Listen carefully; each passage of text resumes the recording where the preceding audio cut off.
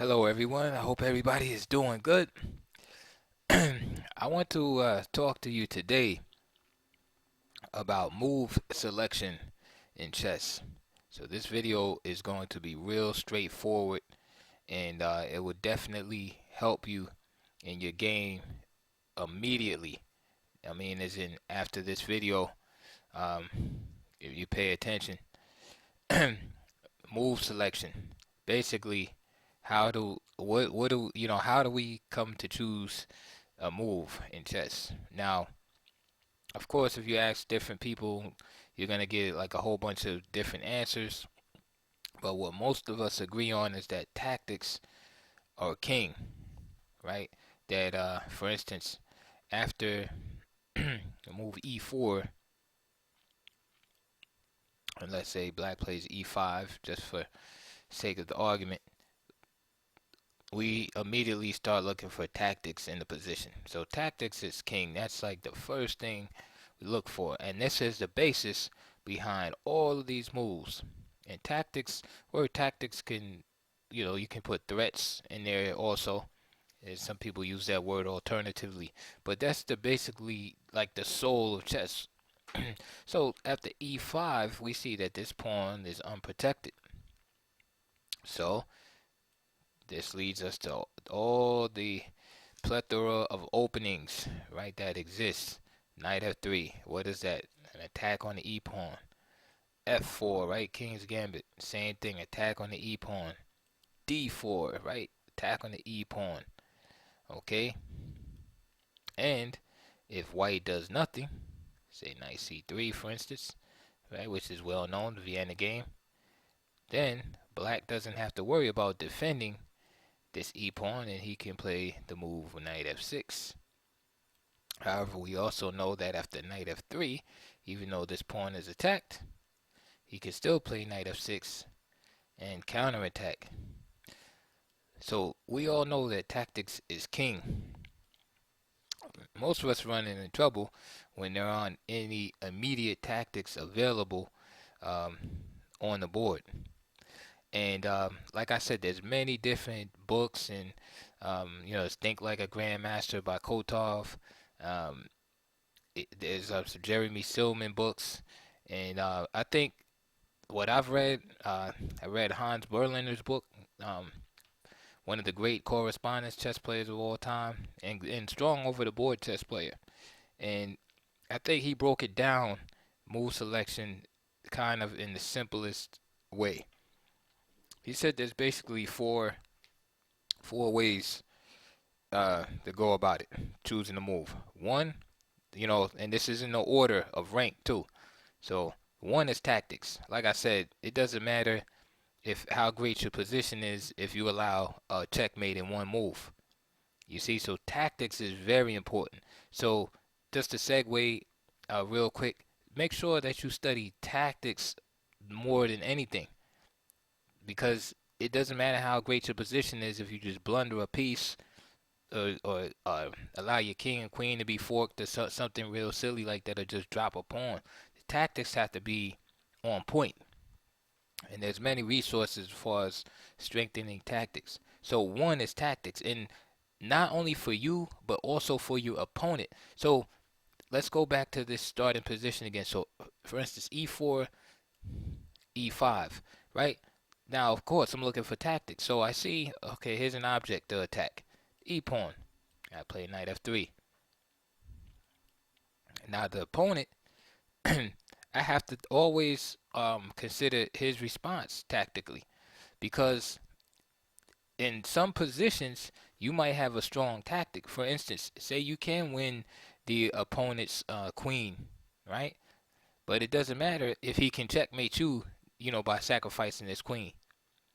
All right, so you always have to think of when I say tactics, it's for both sides. Of course, you come first. You always want to think about what you can do first, but you have to always consider the defense or the response in the position. So number one is tactics. Okay, number two, and many of you might not have heard this before, but number two is piece location. Now, what does that mean? Okay, now before I tell you what that means, I'm going to give you number three. Number three And this is again according to Hans Berliner, and I happen to agree with him. Number three is development. Okay, now I'll stop right there at number three. So we all know what development is. Development is, getting your pieces out. So for instance, at the E4, E5, knight f3, excuse me, knight c6. Let's just play something. Right, we're getting the pieces out. We're developing. Okay.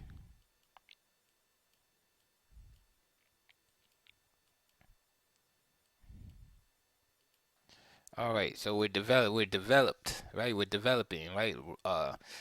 White still has this is like a Rui Lopez, and White still has some pieces that has to come out, and Black has developed his pieces for the most part. He still has some development to go, but this is basically what we call development, getting the pieces out. So how is that different from piece location? Okay, let's go back. Piece location, right? What is meant by piece location is at certain times, in certain positions, there is no doubt that the piece belongs on a certain square. Okay, and you put it there. So, for instance, let's look at the game. I'm going to show you an old game, and it's a miniature. It's only 22 moves, right? And this is between Tartakover with the white pieces and Edgar Colley with the black pieces. And this is a guy who the opening the Colley system that many beginning chess players love to play. Colley system is named after him, and he's playing the black pieces. And it's interesting because he's playing a Slav, and the Slav is kind of like the Colley system, but in reverse, right? Because for those of you not familiar with the Colley system, it's pretty much like this. You don't play the Queen's Gambit, but you play, say, like knight f3, say knight f6, for example. Let's shut in our bishop here. And this is kind of like the start of the Colley system. You get this. Of course, you can play this Zukertort line, just like that. But this is the start of your Colley system. A knight c6, castle, and we'll play meek moves there. Bishop e7, knight c3, castle, etc., queen e2. And basically, the idea from White is to basically keep this pawn chain intact, b2, c3, and d4, and push through this move e4, and if he can, play e5, and then looking forward to a king side attack. Okay, so that's the Colley system. And so Edgar Colley is playing the black pieces, and he kind of plays it in reverse, but it's the Slav. But so, and I didn't mention number four. So I'm gonna give you these four principles, and then I'm gonna show you, point them out during the game. Okay, so first again was tactics. 2, piece location. 3, development, and 4 is what? Space. Okay, space, very important. Okay, so we're gonna run through this game, and I'm gonna point out these factors. So first, D4. It's funny because what is D4, right? Like if you wanted to put that in one of the 4 moves, D4 gains space, right? Simple as that.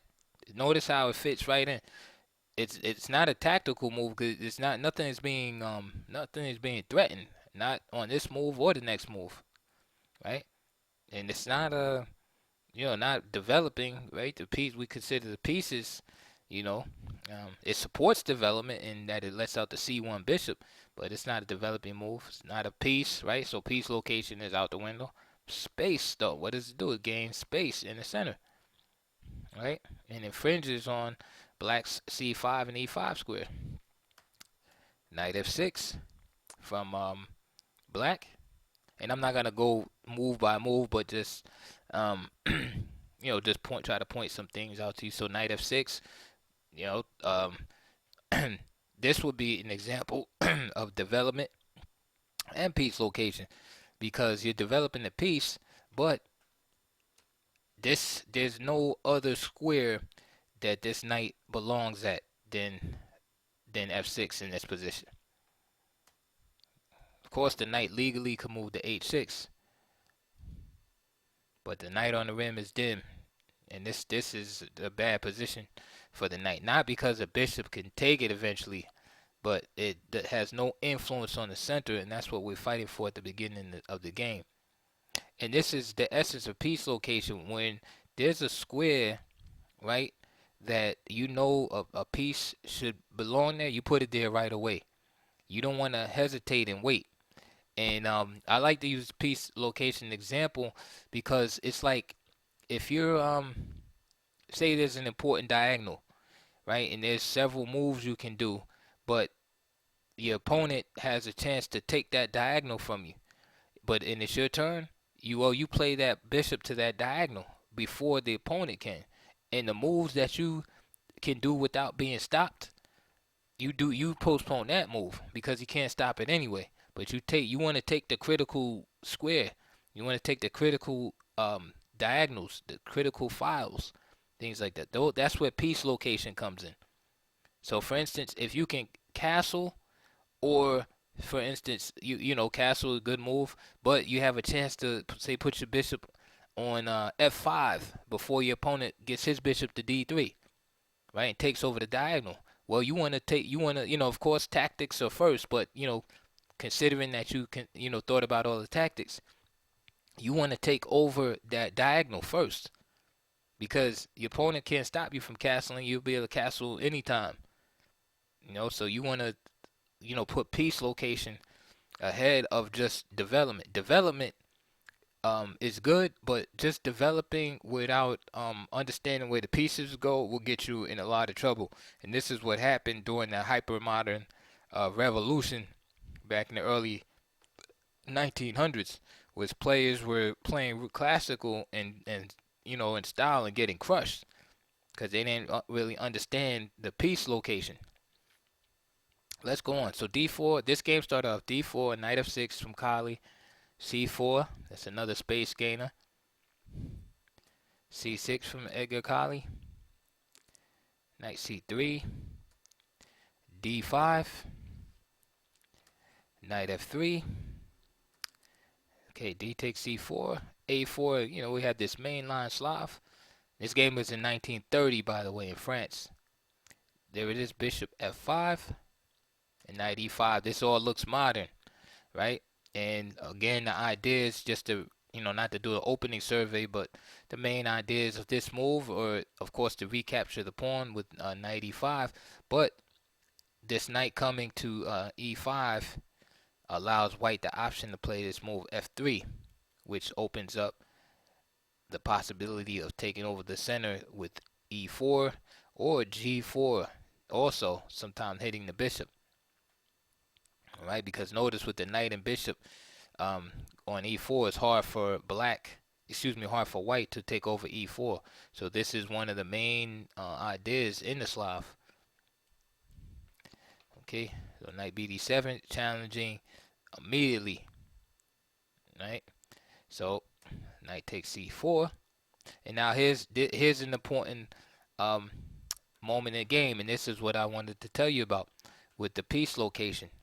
So now we know that if we were just considering development, perhaps we would play a move like e6, right, to get the dark square bishop out, or even maybe consider a move like g6 to put the dark square bishop on g7, right, or play a move like rook c8, looking forward to playing, perhaps c5 at some point, right? Those are just general development ideas.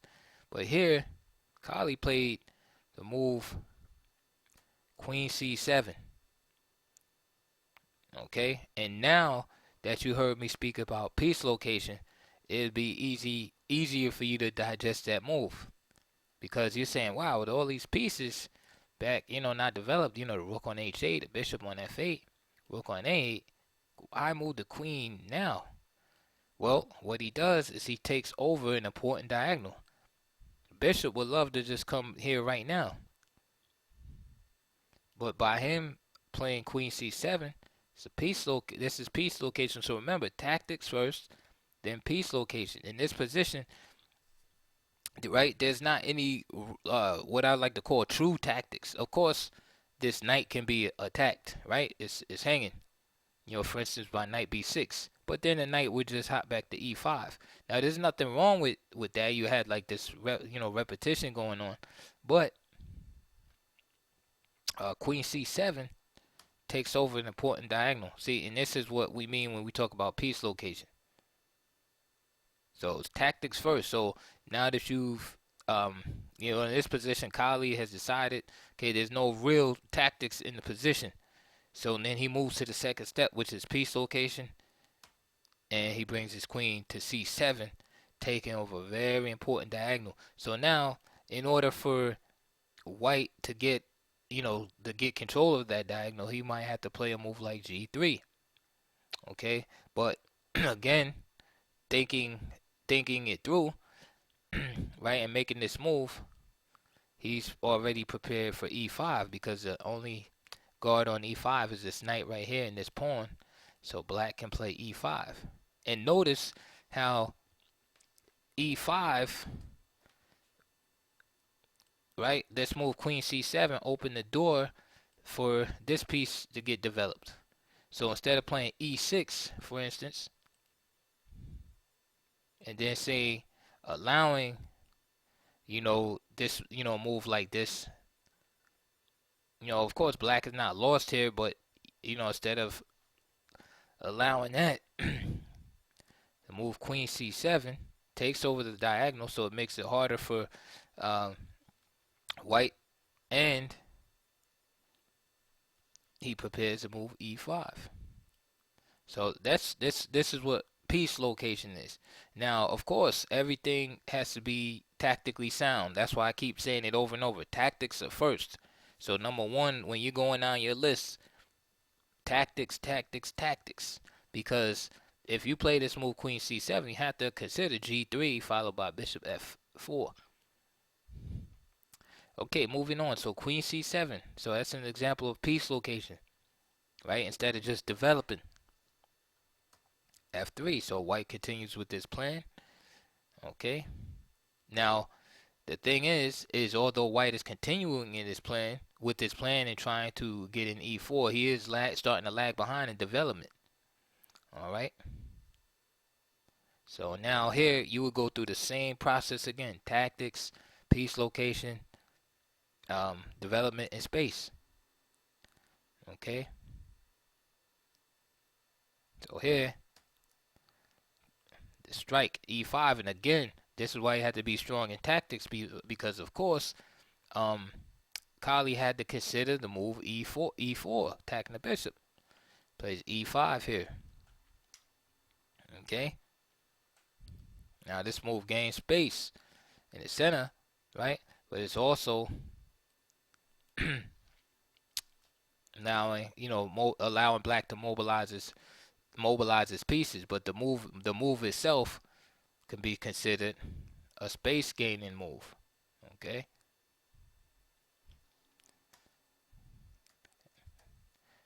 So Tarrasch plays d takes e5. Now, let me just show you. If e4, then simply e takes d4, and e takes d4 with the idea of e takes f5 and just d takes c3. And black is better. Black has destroyed the white center, and has a lead in development. And is prepared to castle queen side. So for instance, after b takes c3, then queen side castling, looking kind of rough. Okay. And the other option, instead of taking a bishop, is just knight e2. And then black is okay too. He can just play an annoying move like d3. Something like that. So, okay. So d takes e5 by Tarrasch. Knight takes. And now e4. Okay. Again, so now you're going through the same process again. Tactics, piece location, etc., etc. Now, it's kind of easy to determine what kind of move this is going to be for black because the bishop is attacked. Okay. So the bishop is attacked. So it's not like he's going to do some kind of space gaining move and then just lose his bishop. Okay. So again, going through the through the algorithm, so to speak, the best square for the bishop um, is on e6. Okay, so what's good is he not only gets to put his piece on the best square in the position right now, but he's also does it with tempo, and that's great when you gain time. And just for those of you that may or may not have been paying attention, there's another tactic here, right? Besides attacking this knight, just simply the in-between move, rook d8. All right, and like I say, you will go through all the tactics, you know, um, and the only way you can develop that ability is just you have to absorb yourself in tactics, studying tactics, study a lot of miniature games, right? Short games with a lot of errors, so that way you can see. Grandmaster games aren't going to be filled with errors, so even though they see the combination during their games, they avoid the mistakes, so you won't see all the flares. You might see a nice ending game, but you won't see the a lot of miniature games. All right, so bishop e6, knight takes, queen takes. Okay, now the queen is powerfully posted in the center. And now, just to show you an example again, this is a developing move, but it's also a piece location move. Now, this diagonal from G1 to uh, to A7 is up for grabs. Okay, so if let's just say, for instance, White is sleeping on the job and plays a move like bishop e2. Well, you got this, which is a strong tactic, rook d8. And the point I'm trying to make here is bishop c5, grabbing the diagonal before White can take it. Again, that would be a piece location. So right after tactics, you always look for that piece location. So if you're following the algorithm, you would play rook d8 here, right? Because this is a good tactic, hitting the queen and putting in other words, you're combining. If you can combine tactics and piece location, or tactic and development, is great. You gain space and using the tactic is great. You're just gaining time, tempi, for your pieces. Okay, so let's see what happened. So White, of course, being a strong master himself, he played bishop e3. So it was important to grab that diagonal before Black could grab it. Right? Piece location. Now, guess what Edgar Colley played? He looked at the tactics in the position and looked at his needs as far as development was concerned. We know rooks belong in open files. Boom, rook d8. Right? Gains development, time. It's basically gaining a free move. Gets to put the piece where he wants it. Queen c2. Okay. Now, Black opposes on the diagonal. Okay. Now, there's a couple of other moves Blacks could have tried here. He could have played queen a5. Right? Putting this pin on the knight here. And then set the bishop d3. Knight d7. Right? With the idea of attacking this bishop twice by coming to e5. So for example, castle, knight e5. And the reason why I showed you that sequence is because, again, when we're looking at tactics, the tactic is not always on move, so to speak. So for instance, those are like your basic tactics. Like for instance, it's your move and there's mate in one on the board. In other words, the tactic is right there. Or it's your move and you can to fork the king and queen. It's your move. Sometimes it might take you two moves to get to that situation. So for instance, if your knight is on f3 and you have the queen, on d8, and let's say the king Um, make an easier example. Yeah, let's say your queen is on E8 and your king is castled on G8. Your knight is let's say on G4, right? Now, no, that's not a good example. I'm trying to think of an example where you need like two moves before you can deliver mate or something like that. Let me see. Let me go back because I just want to make sure, I know I'm belaboring the point. I just want to make sure that it's clear. Let's just play something real primitive here. Okay, so let's say e4, e5, bishop c4, knight c6 is happening, and you want to play this move here and mate, right? Okay, so at this moment, there's no threat for you. There's no immediate tactic against this right here, right? So now, if you play this move, now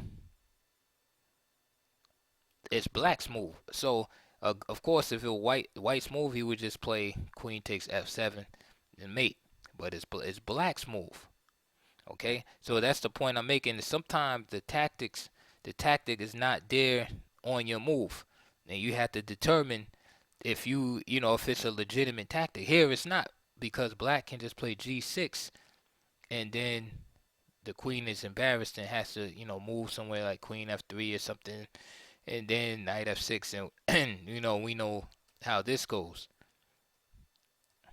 Okay, so that's when the tactics get more complicated, when you're trying to think a couple of moves ahead, and you have to make sure that it's a realistic threat.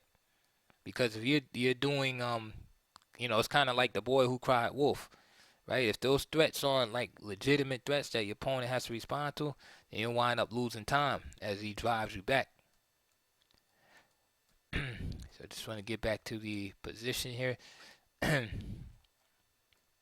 All right, so rook d8, queen c2, bishop c5 was played here.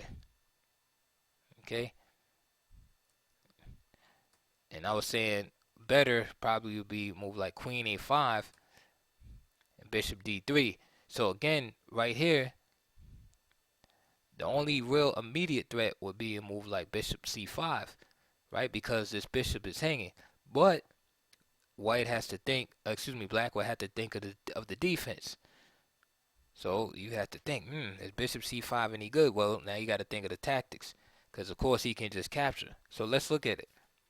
Bishop c5, and now the best move here would be not to lose any time. So he just captures. Queen here, and knight d5. So you see how that worked out? So now the queen, now the tables are turned somewhat. Okay? So the queen is exposed, threatening double the pawn. So now black has to play this move. Queen takes c2. Then you get knight f6, king e7, bishop takes. And the game is kind of dwindled out here. Right? And white is made up for his lack of development, and the games probably will be a draw. And even in this sequence, black can even try this move right here, which is very interesting.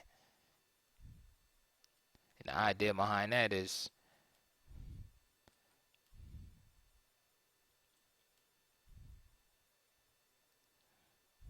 and black has stolen a pawn.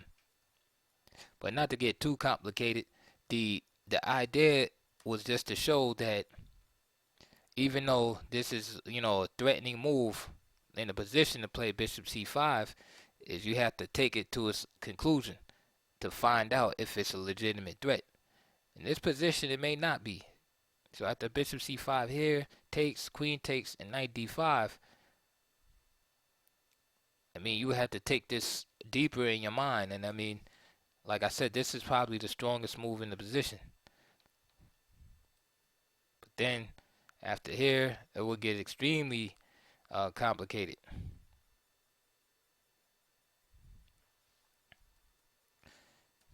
Okay, so again, tactics is king.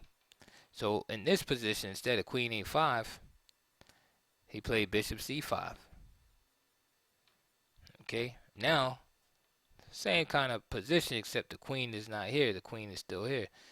So he chose a tactical sequence. Now again, he has to consider two major moves here because white, right, is going through the same algorithmic process. He starts with tactics. So he understands, okay, my piece is threatened, what must I do? Of course, he can just capture. The second move, he can make a threat of his own by playing queen f2. And another move is f4, attacking the queen. So he decided on f4. Bishop takes c5, queen takes c5, and queen f2 is also playable. And this leaves black, black a little bit better here. And if he tries to threaten his own, then of course bishop takes e3, queen takes e3, and then a simple move like castle, black's a little bit better. Now some of you are saying, well, can he capture on a7? He can, but remember I said earlier, white is way behind in development. Right, king in the middle, pawn grabbing behind in development doesn't look too good, and this usually means that there's some type of tactical penalty to be paid here. In this case, it's knight d5, right? The pawn can't capture due to the pin, and if knight takes d5, then c takes d5, and then white is in great danger. Okay, this b pawn is gonna fall.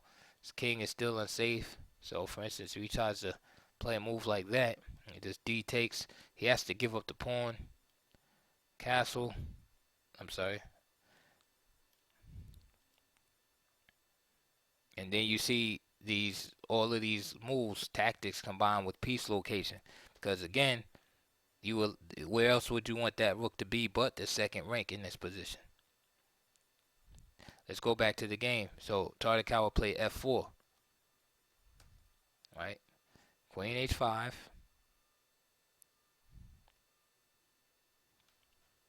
That's a great move. There's really no better place for the queen there on the board. There's piece location. Now, Tarrasch plays bishop takes c5. This move only helps black. White is already really weak around the dark squares due to the advance of the f pawn. But Tarrasch fell helpless because after bishop e2, and just simply bishop g4. Okay, so bishop takes c5, and again this move just helps black. Queen takes c5, bishop e2, and now just real simple chess development, because I don't know if I mentioned development. Again, some of these things are mixed, like piece location and development, because you can have both, just like you can have tactics and development. What's an example of that? Well, you have a castle queen side and deliver check at the same time. That would be an example of tactics and development mixed together, right? Or you play the move a5 to knock the knight off of b6, or you play if somebody plays the Alicante defense against you, for example, you play e4, they play knight f6, and you play e5. You're mixing tactics and space together, but it's always those four things. All right, so bishop e2 castle, finishing development, and now rook c1. Now, when I looked at this game, it looked like white was trying to play for some of the tricks with knight d5, which is like what I showed you in that earlier variation. Again, it's really hard to prevail tactically from an inferior position, and this is the time when you really want to bear down and look at the position. So now Kali plays a great piece location move here, right? He plays a fantastic piece location move, and the move he played was Queen E3. See, and again, it's like it's hard to find these moves if you don't really have an understanding for the algorithm. Many players will play, you know, move like that with the idea trying to double up, double rooks, okay? But then white play that, and bishop c4, and again, yes, and then knight d1, and yes, black is still better because he can get out of this pin with check, but it's just the fact that it slows black's attack down just a tad, right? It slows black's attack down. Okay, so again, that's playable, but just looking deeper into the position, he plays the move Queen E3. Okay, this is a great move, and this is an example of piece location combined with tactics. Okay, Queen E3, right? This is where this piece belongs because the queen is just a rook and bishop mixed together, and right now it's fulfilling the duties of a bishop and a dark square bishop at that. That white lost earlier, and now black is just exploiting the weakness. So, okay, so now I said this is a piece location move because he moves into the best square that the queen could possibly be in. But why is it a tactical move? Well, the immediate threat is here. Okay, so you see this pawn is hanging, right? But there's another tactical idea behind that also. We see this rook is only protected by the queen. So the other idea is bishop c4. Okay. So Tarrasch plays rook f1. The idea, right? He's trying to play some good positional piece location moves himself, but he has an idea of playing rook f3. But Kali's already seen this, right? So the move rook f1 not only threatens rook f3, but protects this pawn. Right? So this rook belongs here. It's just that right now, Tartakower just happens to be in an inferior position. So he's playing good moves, but from a bad position. So here it comes. Bishop b3. Right, and this highlights the era of rook c1 that was played earlier. And the reason why rook c1 was an error earlier because now if queen takes b3, then just queen takes c1 check, winning. This forces Tartakower to play queen b1. Right, and this I shouldn't have to ask you what type of move bishop b3 is. A tactical move primarily. So queen b1, and now knight g4. Okay, so again, the tactics are starting to rain down here, and we see the squares around the king are starting to get tighter and tighter. Okay, now do you see the threat here? Okay, remember the queen was here and now moved here. So now the knight not only threatens this pawn, that's inconsequential to the position. The importance of the knight is to block this escape square in f2. The threat is just mate, queen d2. Can you see it now?